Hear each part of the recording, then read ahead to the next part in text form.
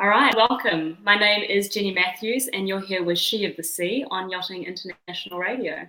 So for our second episode, we've gone straight to the top, and we are speaking with arguably one of the most inspiring women in women's sports, well, in sports in general, but specifically high-performance sailing. We have Dawn Riley. Hi, Dawn. Hello. Thanks for having me. It's an absolute pleasure. And I think it's fair to say that anyone who follows the America's Cup or has any involvement in sailing, you are going to need absolutely no introduction. I'm just going to do a brief recap of your career so far, mainly just to share what an honour it is to have you here. So in 1989, Dawn was the watch captain and the engineer on board Maiden, which we've all seen the movie now. We've all shed the tears. We've all been moved by that story. So that is the first all-female team to be entered into the Whitbread round the world race. Since then, she's gone on to be the first ever woman to take an active role in the America's Cup on board America's 3.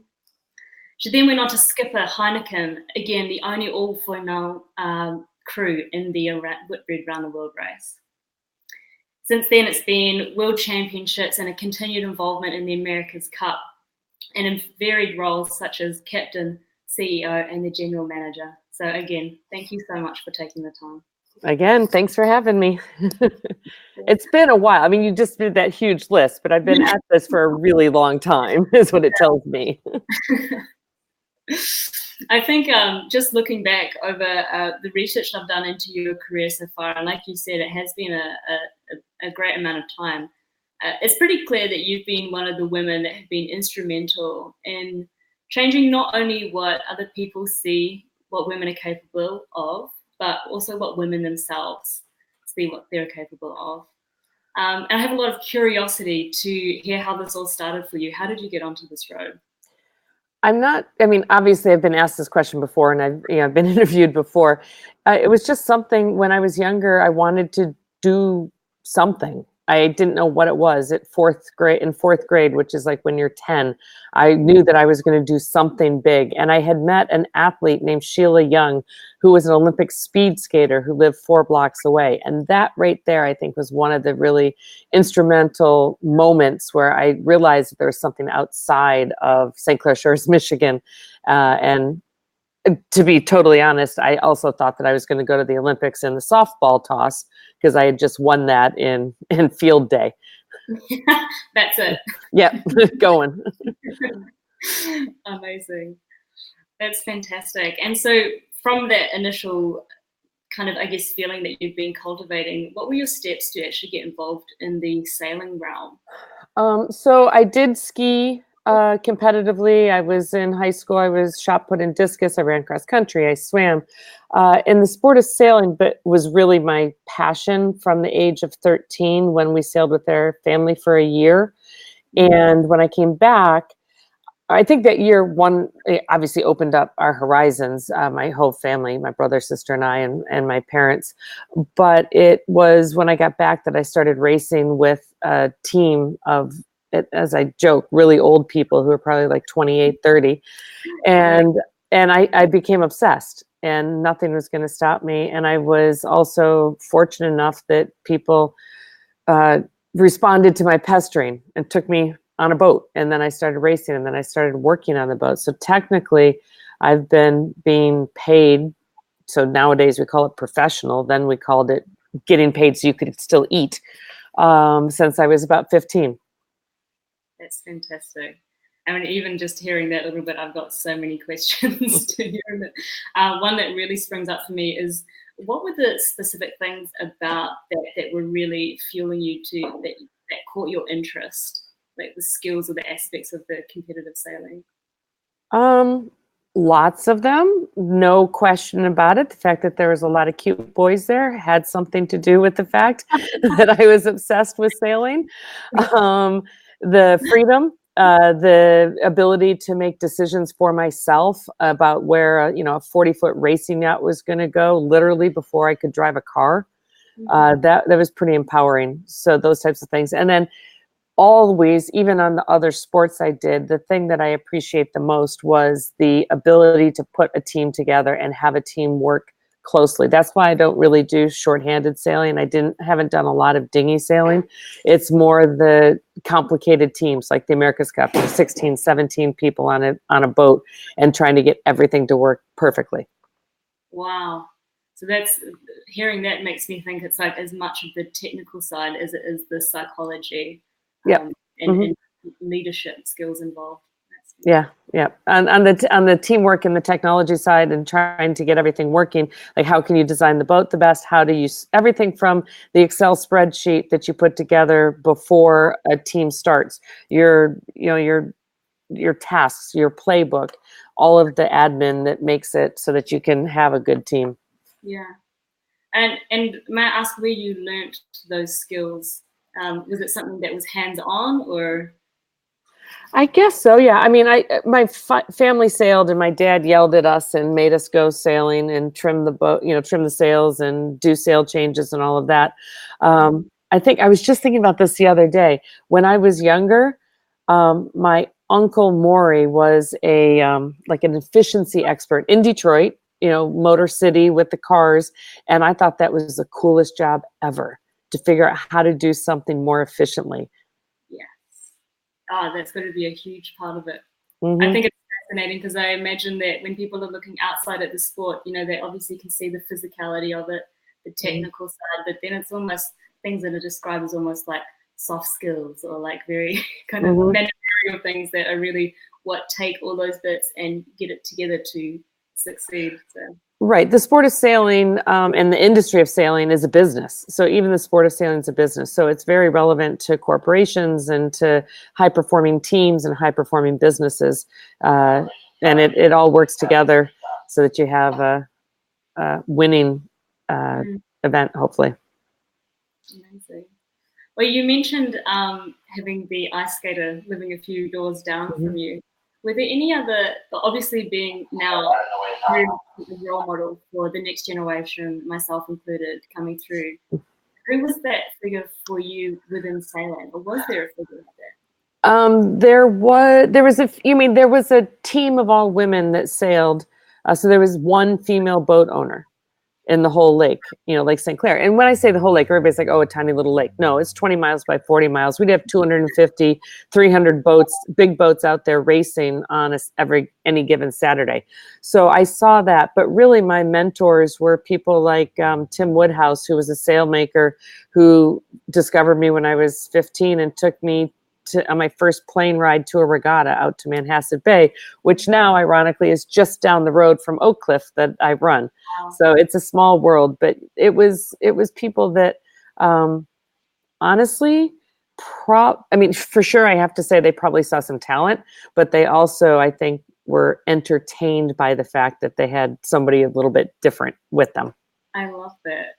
It's like the unique factor. They're like, well, let's see where it goes. Yeah, try it. What happens? Could be cool. But it sounds like you had a lot of, enough nurturing people around you, but there are always challenges that people are facing when they're starting out.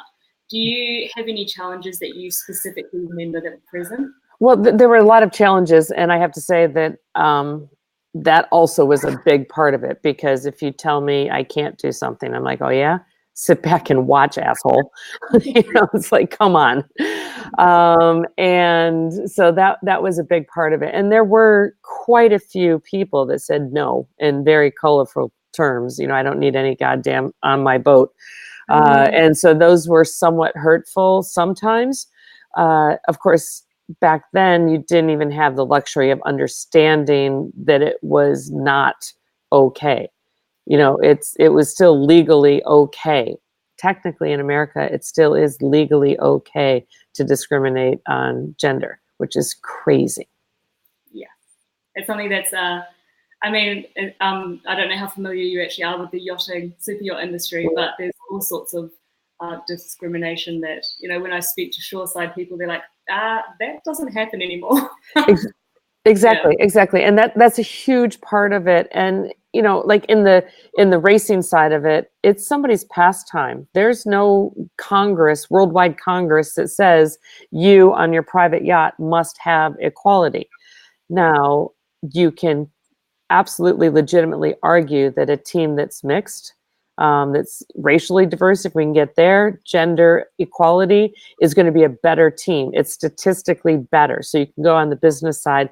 And then the thing that I really, really, really want to see, and I see it in the super yachts, there are women owners, there are female owners, and they need to get connected more quickly with female leaders in the industry. And that's the frontier, because right now there's still this perception that if you're paying somebody, you're going to get the best, and they just assume that the best is a man, which is not always the case.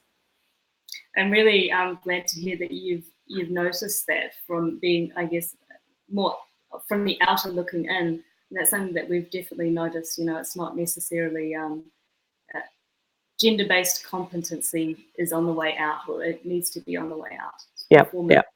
Well, I've sailed a fair amount of the super yacht regattas, the Buckets and St. Bart's and Porto and Sardinia. So I've been out there on the super yacht, and I see how it works. Now, there was really cool. I was sailing on Silencio before with the previous owner, the French owner, and he let me be in charge. And we accidentally, for the Bucket, had a mostly women's team. So we had Sam Davies steering, we had Susie Leach navigating, we had Nikki doing the trimming, we had Sonia on the grinding, which is of course a button, but still responsible. You don't want to grind it through, grind the mast down. And then we had Fluff on the bow and myself as a crew boss and tactician. So it was really cool. And on that boat, they did end up with a female engineer, but all the stews were up racing with us. There was like, no, get up here. Like, I can't. We're like, bullshit, up here. Let's go. What an incredible experience. Mm-hmm. And we did really well too. That's fantastic. I had no idea about that. So that's really amazing. Yeah, that's great. I wanted to just quote you back on something that you said, which I watched another interview that you said, and it was something that, just because it made such a big impact for me to hear you say this, going back to about how you were supported but also challenged in your career. And correct me if I'm paraphrasing wrong, but you said you had enough supportive people around you at the start to encourage you to keep going. And then you had the people that were saying, you knew that you knew what you were doing by then. So it was a challenge you could accept. Complete paraphrase. But I found that really powerful to hear that. It's a combination. It's not supposed to be easy. It's not easy for anybody. You need to be able to fight. I think it's also important for women to be a little less concerned about how much they know and be a little more confident. So it's the same thing. And of course, we're gender stereotyping here, but guys truly do fake it until they figure it out. And women are like, okay, I've got all my papers, I've got everything, I've diagrammed out how I'm going to take this to there, and I think maybe I'm ready. I'm like, of course you're ready. Go, go, go. Get out there. Yeah. Yeah, I feel that's a sentiment I've heard a lot and experienced myself a lot. So spot on. It's getting out there. Yeah. Another thing is, if you fail, it's just part of it. And you're going to learn and you're going to move on. It's not personal. A lot of times I see individuals take failure as personal, like I am a bad person because I failed. You're like, oh no, I screwed up. How am I going to fix it? The guys, when like in match racing, jumping away from working in match racing, there's umpires out there. The first times I got penalized, I was like, oh, I'm so bad. And then I realized the guys are like, the umpires suck. I'm perfect. And I was like, I need to channel a little tiny bit of that. Yeah, absolutely. That was actually going to be one of my questions I was going to save for the end, but I'm going to ask you it now anyway, because we're kind of along that track. You just mentioned one, but are there any particular failures or perceived failures, potentially bigger than that one you've just said, that have led to big success or greater success down the line?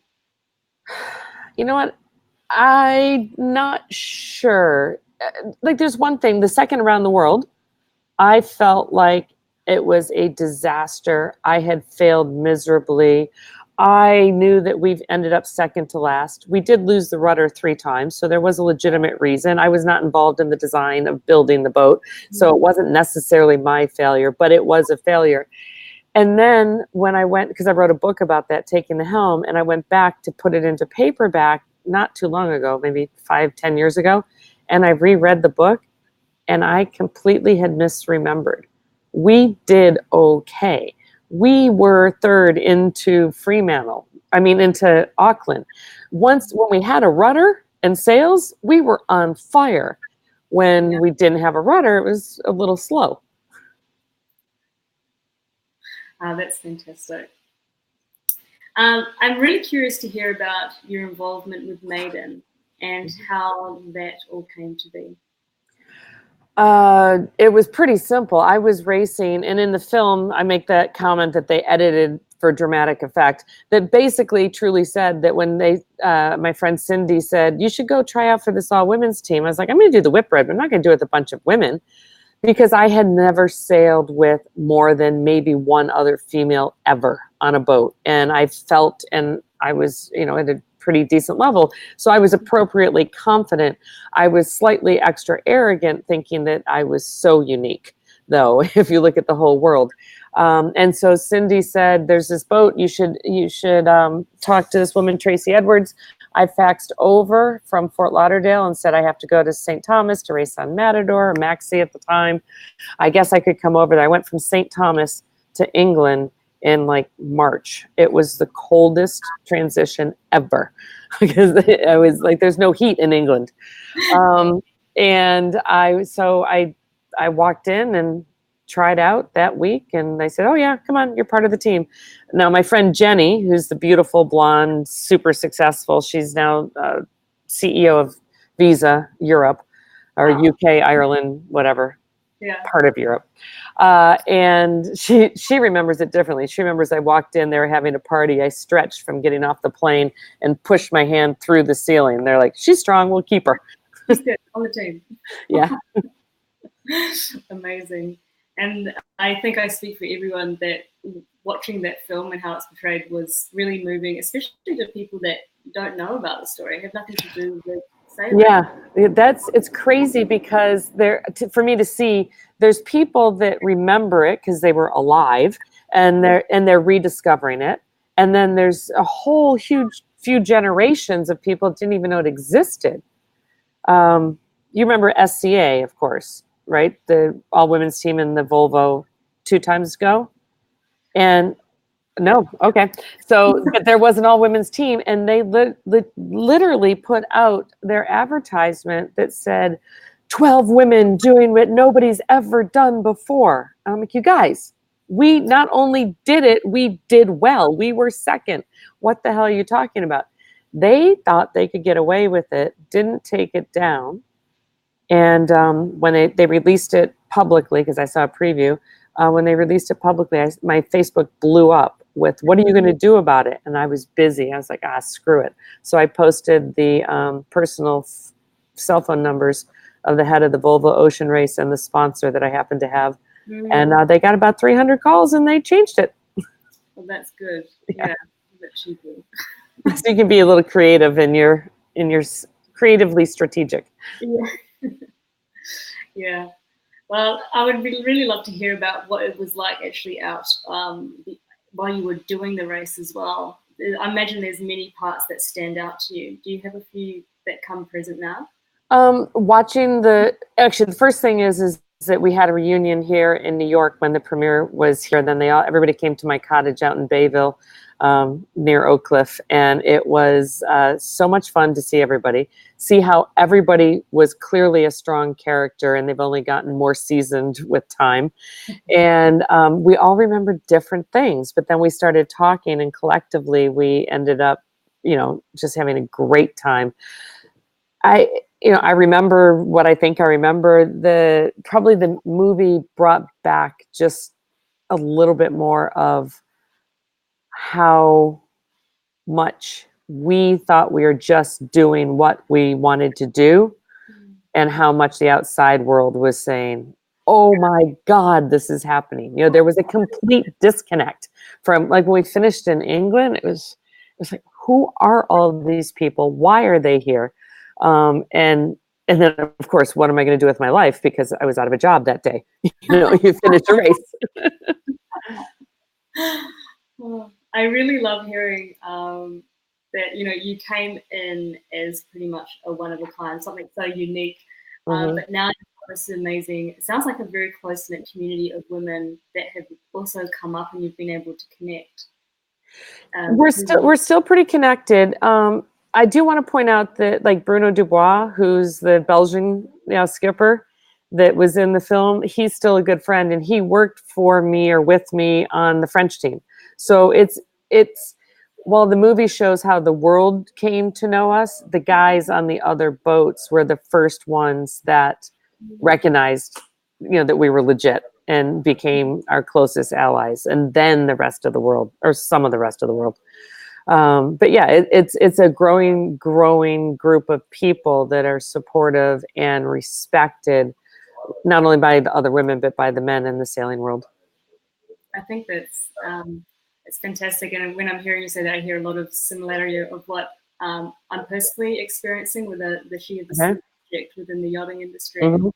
At first, it was reaching out and connecting with people, and then it was connecting, really resonating with the men as well. Yes. Who've worked with the women that have daughters, or the vision it matters to them, and they are some of the most powerful and inspiring people now to connect with. Yep.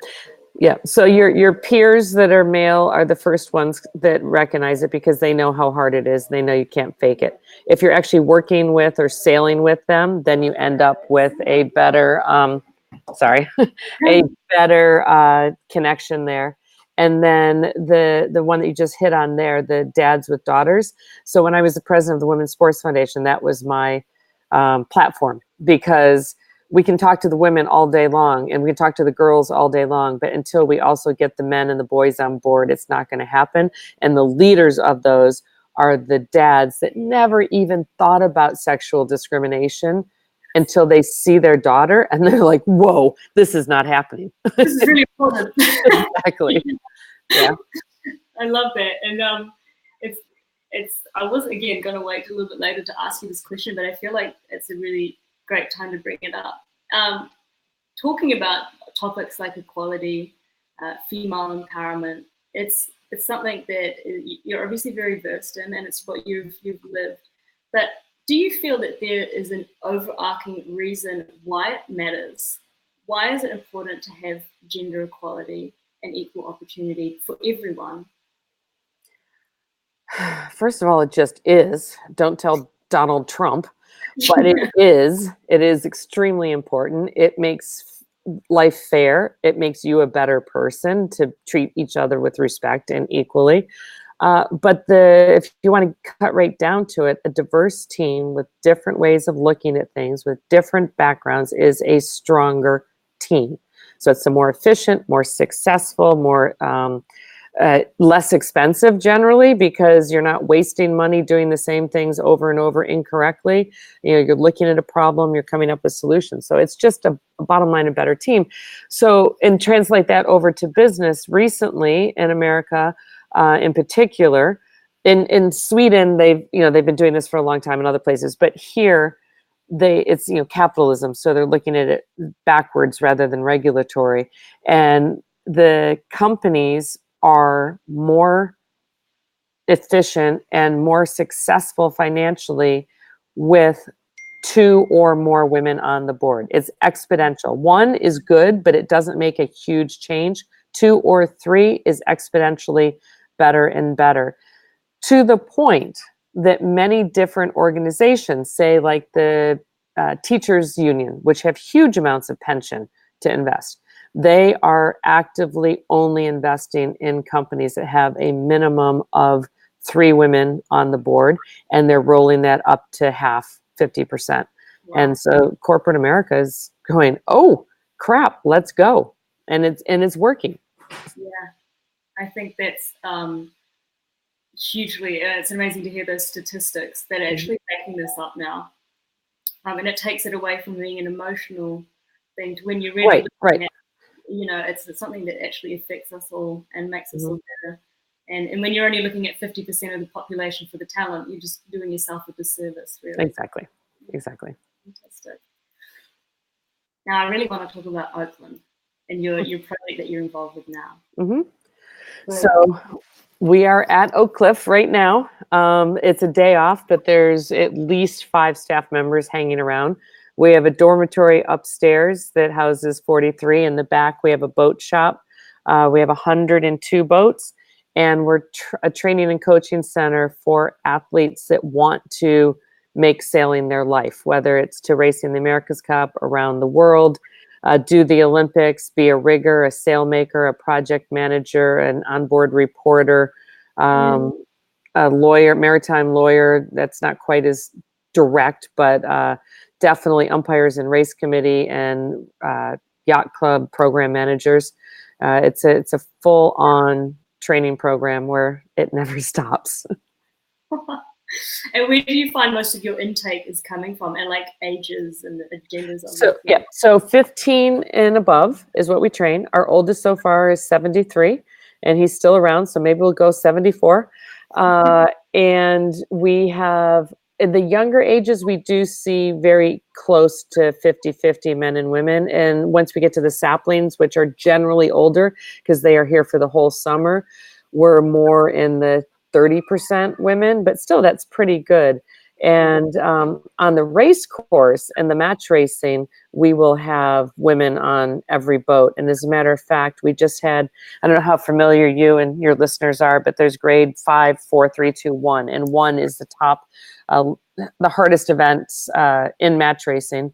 And we had Anna Ostling from Sweden with an all-women's team win. And we're checking, but we believe that that is the very first time an all-women's team has won a grade 1. So we see a lot of progress on the water and in the boat shop. That's incredible. It's amazing. I imagine it would be amazing to see something that is your life's work and passion to really come out in the results like that. Yeah, and in the super yacht world, I keep talking. I haven't figured out how to make it work, but I see so much of the racing on the, the sailing super yachts, and see the racing, and I find that the permanent crews don't really know. I had one engineer going, "I just changed the intake. Why did you make it tip the other way?" I was like, "That's called tacking." But I would really like to see if it was possible to get some of the super yacht crews in here and doing a little bit of a crash course in match racing and sailing, and so that they understand how to make their owners and guests win and be happy and understand the whole thing. Well, I have no doubt.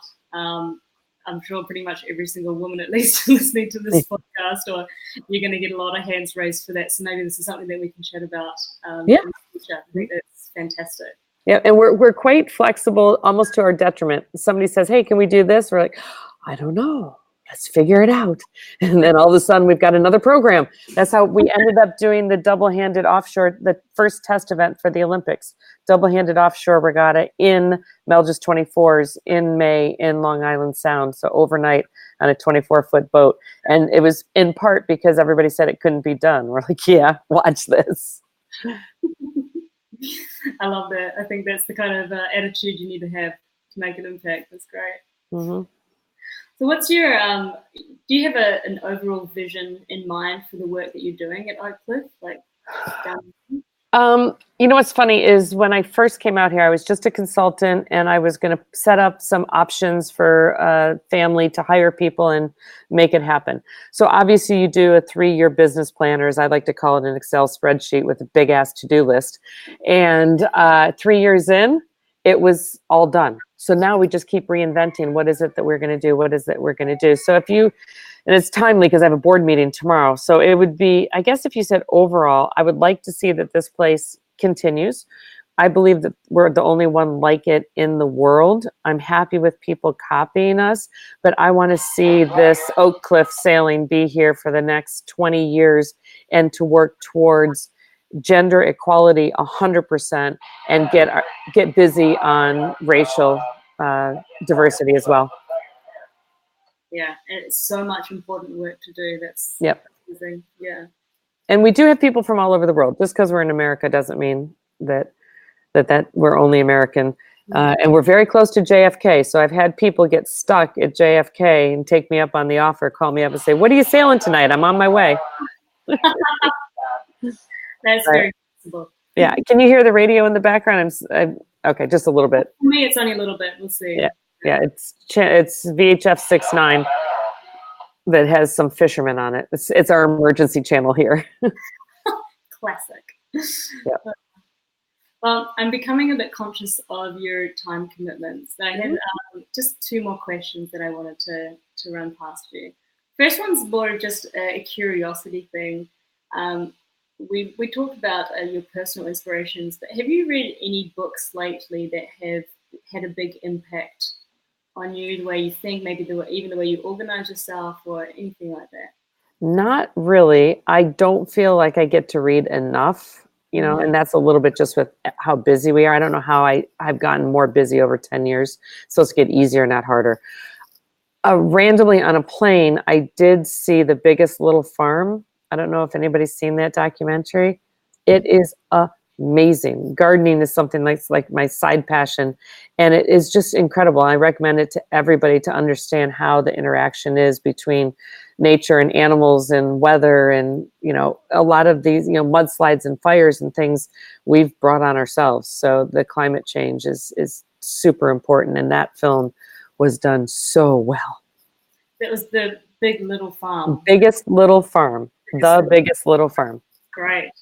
Well, I think just that topic you briefly touched on is something that a lot of our network feels very passionately about as well. So, and the super yacht business, you have your work cut out for you with, I never forget, St. Bart's pristine island, and all of a sudden a powerboat comes over from St. Martin, and they're offloading huge things of styrofoam because they've flown tomatoes in from New York. I'm like, there's tomatoes here. They actually grew here.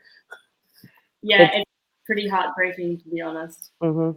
Just last season, we were around Greece, and we actually lost the intercooler due to microplastics, which took out our engine. And literally the day before this happened, the boss is sitting there drinking his 5th Evian bottle, complaining about the plastics in the water. I'm like, we have got a lot of work to do. Yeah. Yes. Yeah. Keep it up, though, please. Yeah, it's conversations like this and other ones that bring the awareness, and that's where it starts. Mm-hmm. So just to finish off, if we were going to boil down our chat here, and you had the opportunity to give one piece of, whether it's advice or a message to the people listening, what do you feel that would be? I could be flippant and say girls rock, but that might be a little too easy.